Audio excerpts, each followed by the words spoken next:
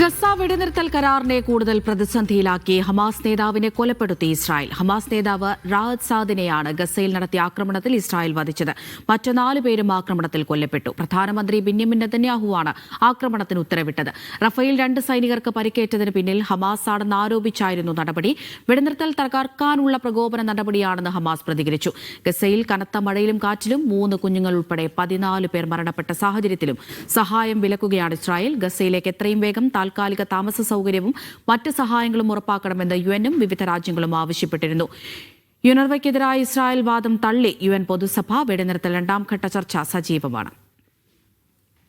MC Nasar ദുബൈയിൽ നിന്ന് വിവരങ്ങൾ നൽകാനായി ചേരുന്നുണ്ട്. നാസർ, നമുക്കറിയാം ഈ 1ാം ഘട്ട വെടിനിർത്തലൊക്കെ വെള്ളത്തിൽ വരച്ച വര പോലെ അങ്ങനെ തന്നെ തുടരുന്നൊരു സാഹചര്യത്തിലാണ് ഇപ്പോൾ വീണ്ടും ഇസ്രായേലിന്റെ ഭാഗത്ത് നിന്ന് ഇങ്ങനെയൊരു ആക്രമണം ഉണ്ടായിരിക്കുന്നത്. 2ാം ഘട്ട ചർച്ചകൾ സജീവമായി നടക്കുന്നുണ്ട്. അപ്പോൾ ഈ ഒരു ആക്രമണത്തെ ഈ ഘട്ടത്തിൽ നമ്മൾ എങ്ങനെ നോക്കിക്കാണണം? അവിടുത്തെ ഒക്ടോബർ 10-നാണ് ഈ വെടിനിർത്തൽ കരാർ പ്രാബല്യത്തിൽ വന്നത്. തുടർന്ന് ഈ ദിവസം വരെയും ഏതാണ്ട് 800ഓളം തവണയാണ് ഇസ്രായേൽ ഈ വെടിനിർത്തൽ കരാറിന് ലംഘിക്കാനുള്ള ആസൂത്രിതമായിട്ടുള്ള നീക്കം നടത്തിയതും ഏതാണ്ട് 400ഓളം പേർ കൊല്ലപ്പെടുന്ന ഒരു സാഹചര്യമുണ്ടായി. 1000-ലധികം പേർക്ക് പരിക്കേൽക്കുന്ന സാഹചര്യമുണ്ടായി. ഇതിൻ്റെ ഒരു തുടർച്ച എന്ന നിലയ്ക്കാണ് ഇന്നിപ്പോൾ ഹമാസ് നേതാവിനെ തങ്ങൾ വധിച്ചതായിട്ട് ഇസ്രായേൽ സൈന്യവും അതോടൊപ്പം തന്നെ പ്രധാനമന്ത്രി നെതന്യാഹുവും ഔദ്യോഗികമായി തന്നെ വെളിപ്പെടുത്തിയിരിക്കുന്നത്. പക്ഷേ ഔദ്യോഗികമായിട്ടുള്ള സ്ഥിരീകരണം റാഅദ് സാദിന്റെ മരണവുമായി ബന്ധപ്പെട്ട് ഹമാസിന്റെ ഭാഗത്തുനിന്ന് ഉണ്ടായിട്ടില്ല. പക്ഷേ ഈ ആക്രമണം നടന്നതായിട്ട് ഹമാസ് സ്ഥിരീകരിച്ചിട്ടുണ്ട്. ഇത്തരം ആക്രമണങ്ങൾ നടത്തുന്നത് ഈ വെടിനിർത്തൽ കരാറിനെ അസ്ഥിരപ്പെടുത്താനുള്ള നീക്കത്തിന്റെ ഭാഗമാണ്. അതോടുകൂടി ഗസയിൽ അശാന്തി രൂപപ്പെടണം എന്ന് ആഗ്രഹിക്കുന്ന ഇസ്രായേലിന്റെ വളരെ ആസൂത്രിതമായിട്ടുള്ള ഒരു ചെയ്തിയാണ് ഇത്. അമർച്ച ചെയ്യേണ്ട ബാധ്യത മധ്യസ്ഥ രാജ്യങ്ങൾക്കും അന്തർദേശീയ സമൂഹത്തിനുമുണ്ട് എന്നാണ് ഹമാസ് പ്രതികരണത്തിൽ അറിയിച്ചിരിക്കുന്നത്. അൽഖസാം ബ്രിഗേഡിന്റെ സൈനിക കമാൻഡറിൽ ഒരാൾ കൂടിയാണ് ഈ റാഅദ് സാദ്. അദ്ദേഹത്തിന്റെ മരണവുമായി ബന്ധപ്പെട്ട കൂടുതൽ വിശദാംശങ്ങൾ ഹമാസ് നേതൃത്വം വൈകാതെ തന്നെ പുറത്തുവിടുമെന്നാണ് വിവിധ മാധ്യമങ്ങൾ റിപ്പോർട്ട് ചെയ്യുന്നത്. എന്തായാലും ഔദ്യോഗികമായിട്ടുള്ള ഒരു സ്ഥിരീകരണം ഹമാസിന്റെ ഭാഗത്തുനിന്നും ഉണ്ടായിട്ടില്ല. ഈ ആക്രമണത്തെക്കുറിച്ച് എന്താണ് ഇസ്രായേലിന്റെ വിശദീകരണം, നാസർ?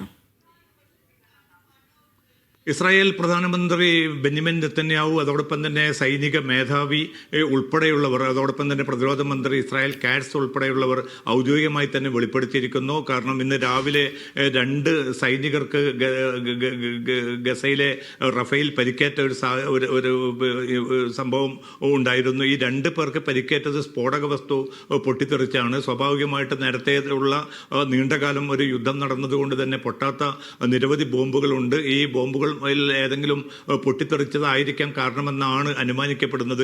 വിവിധ റിപ്പോർട്ടുകൾ അങ്ങനെ പുറത്തു വരുന്നുണ്ട്. പക്ഷേ ഇത് ഹമാസ് നേതൃത്വം അവർ വീണ്ടും ശക്തിയാർജിക്കുന്നതിൻ്റെ ഭാഗമായിട്ട് ഇസ്രായേൽ സൈനികരെ ലക്ഷ്യം വെച്ച് ആക്രമണം നടത്തി എന്നാണ് ഇസ്രായേൽ സൈനിക നേതൃത്വം വിശദീകരിക്കുന്നത്. അതിനുള്ള തിരിച്ചടി എന്ന നിലയ്ക്കാണ് റാഅദ് സാദിനെ കൊലപ്പെടുത്താനുള്ള തീരുമാനം തങ്ങൾ കൈക്കൊണ്ടത് എന്നാണ് നെതന്യാഹുവും അതോടൊപ്പം തന്നെ ഇസ്രായേൽ കാറ്റ്സും വിശദീകരിക്കുന്നത്. അതിൻ്റെ ഭാഗമായിട്ടാണ് ആക്രമണം നടത്തുകയും ഈ സൈനിക കമാൻഡറെ വധിക്കുകയും ചെയ്തു എന്ന് നെതന്യാഹുവും അതോടൊപ്പം തന്നെ ഇസ്രായേൽ കാറ്റ്സും അവകാശപ്പെടുന്നുണ്ട്. പക്ഷേ ഔദ്യോഗികമായിട്ട് ഹമാസിന്റെ ഭാഗത്തു നിന്നുള്ള ഒരു സ്ഥിരീകരണമാണ് ഇനി ഇതുമായി ബന്ധപ്പെട്ട് വരാനുള്ളത്. അമൃത, നാസർ, നമുക്കറിയാം ഈ വെടിനിർത്തൽ ധാരണകളുടെ നഗ്നമായ ലംഘനമാണ് ഇസ്രായേലിന്റെ ഭാഗത്ത് നിന്ന് വന്നുകൊണ്ടിരിക്കുന്നത്. ഇക്കഴിഞ്ഞ ദിവസങ്ങളിലൊക്കെ അത് നമ്മൾ കാണുന്നതുമാണ്. ഗസയിൽ അവിടുത്തെ ആ ആക്രമണം, അവിടുത്തെ അവസ്ഥയൊക്കെ നമ്മൾ കാണുന്നതുമാണ്.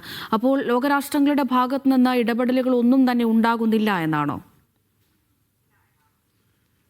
അവിടുത്തെ ശക്തമായിട്ടുള്ളൊരു ഇടപെടൽ ഇനിയും ഉണ്ടാകുന്നില്ല. കാരണം മധ്യസ്ഥ രാജ്യങ്ങൾ പരമാവധി അമേരിക്കയെയും അതോടൊപ്പം തന്നെ അന്തർദേശീയ സമൂഹവുമായിട്ട് ആശയവിനിമയം നടത്തുന്നുണ്ട്. കാരണം ഈ അവസ്ഥയിൽ മുന്നോട്ട് പോവുകയാണെങ്കിൽ ഈ വെടിനിർത്തൽ എന്നത് വളരെ അപ്രസക്തമായിട്ടുള്ള ഒന്നായിട്ട് മാറും. ഇതിനെ മുന്നോട്ട് കൊണ്ടുപോയിട്ടില്ല എങ്കിൽ അത് ഗസയിൽ മാത്രമായിരിക്കില്ല, മേഖലയിലേക്ക് കൂടുതൽ ആപൽക്കരമായിട്ടുള്ള പ്രത്യാഘാതങ്ങൾ ഉണ്ടാക്കും.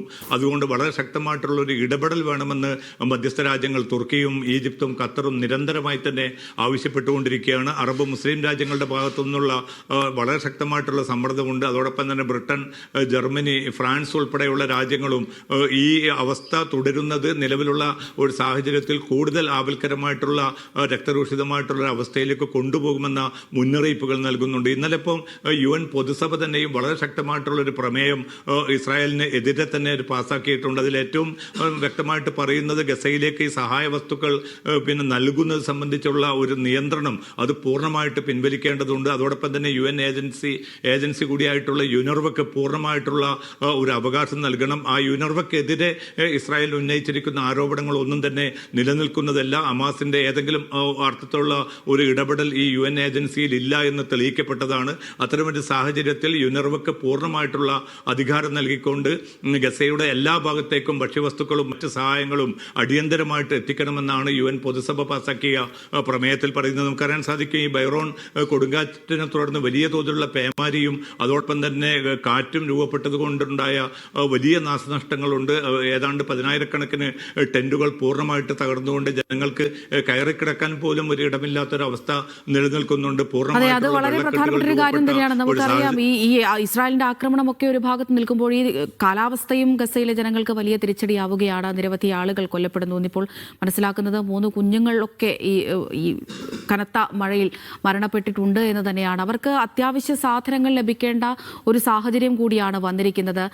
എന്തെങ്കിലും തരത്തിൽ അവശ്യ വസ്തുക്കളൊക്കെ അവിടേക്ക് എത്തുന്നുണ്ടോ നാസർ? നമുക്കറിയാം, ടെന്റുകൾ ഉൾപ്പെടെ നിരവധി ടെന്റുകളൊക്കെ ഈ കനത്ത മഴയിൽ നശിച്ചു പോയിട്ടുണ്ട് എന്നാണല്ലോ അറിയുന്നത്.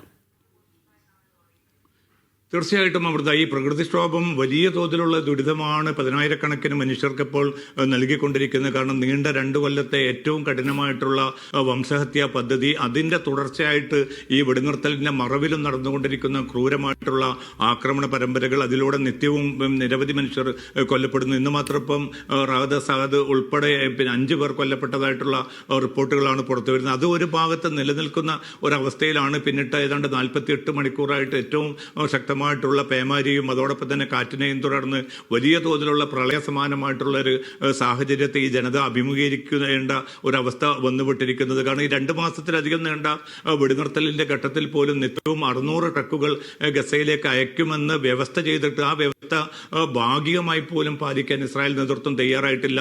ഇപ്പോൾ അന്തർദേശീയ സമൂഹവും ലോകരാജ്യങ്ങളുമൊക്കെ എല്ലാ വിലക്കുകളും മറികടന്നുകൊണ്ട് കൂടുതൽ സഹായ വസ്തുക്കൾ, ഇന്ധനം, മരുന്ന്, വെള്ളം, അതോടൊപ്പം തന്നെ താൽക്കാലികമായിട്ടുള്ള ടെന്റ് സംവിധാനങ്ങൾ എത്രയും പെട്ടെന്ന് എത്തിക്കണം. അതോടൊപ്പം തന്നെ രക്ഷാപ്രവർത്തനത്തിന് ഉതകുന്ന ഉപകരണങ്ങൾ ലഭ്യമാക്കണമെന്നൊക്കെ നിരന്തരമായിട്ട് ആവശ്യപ്പെട്ടുകൊണ്ടിരിക്കുകയാണ്. പക്ഷേ ഇന്നും ഇസ്രായേൽ നേതൃത്വം പറയുന്നത് ഇപ്പോഴുള്ള പരിമിതമായ സ്വഭാവത്തിലുള്ള സൗകര്യങ്ങൾ മാത്രമേ നൽകാൻ സാധിക്കുകയുള്ളൂ. കാരണം ഹമാസിന് അത് അവർ ദുരുപയോഗം ചെയ്യാനുള്ള ഒരു സാധ്യതയുണ്ട് എന്ന് പറഞ്ഞുകൊണ്ട് ഇത് വിലക്കുന്ന അതേ സമീപനം തന്നെയാണ് തുടർന്നുകൊണ്ടിരിക്കുന്നത്. അമൃത നേരത്തെ സൂചിപ്പിച്ചതുപോലെ അന്തർദേശീയ സമൂഹം ആ ഉത്കണ്ഠകൾ പ്രസ്താവനയിലൂടെയും പ്രമേയ അവതരണത്തിലൂടെയും നടത്തുന്നു എന്നതിലപ്പുറം അതിശക്തമായിട്ടുള്ള ഒരു നടപടികൾ കൈക്കൊള്ളാൻ, അല്ലെങ്കിൽ അമേരിക്കയെ മുന്നിൽ നിർത്തിക്കൊണ്ടെങ്കിലും ഇസ്രായേലിനെ അതിനെ പ്രേരിപ്പിക്കാനുള്ള ഒരു ശക്തമായിട്ടുള്ള ഇച്ഛാശക്തിയോടുകൂടിയുള്ള ഒരു നീക്കം ഉണ്ടാകുന്നില്ല എന്നതാണ് ഏറ്റവും ദുഃഖകരമായിട്ടുള്ള അവസ്ഥ. അതുകൊണ്ട് തന്നെ ഈ പ്രകൃതിക്ഷോഭം കൂടി വന്നതോടുകൂടി ലക്ഷക്കണക്കിന് മനുഷ്യരാണ്, ഏതാണ്ട് 8 ലക്ഷം മനുഷ്യരെ അത് ബാധിച്ചു എന്നാണ് UN ഏജൻസികൾ വ്യക്തമാക്കുന്നത്. അത്തരമൊരു സാഹചര്യത്തിൽ ഇവർക്ക് സാന്ത്വനം പകരാനുള്ള നടപടികൾ ഉണ്ടാകുന്നില്ല എന്നത് കൂടുതൽ ദുഃഖകരമായിട്ടുള്ള ഒരു അവസ്ഥയായിട്ട് മാറുകയാണ് ഗസ നിവാസികളെ സംബന്ധിച്ചിടത്തോളം. അമൃത.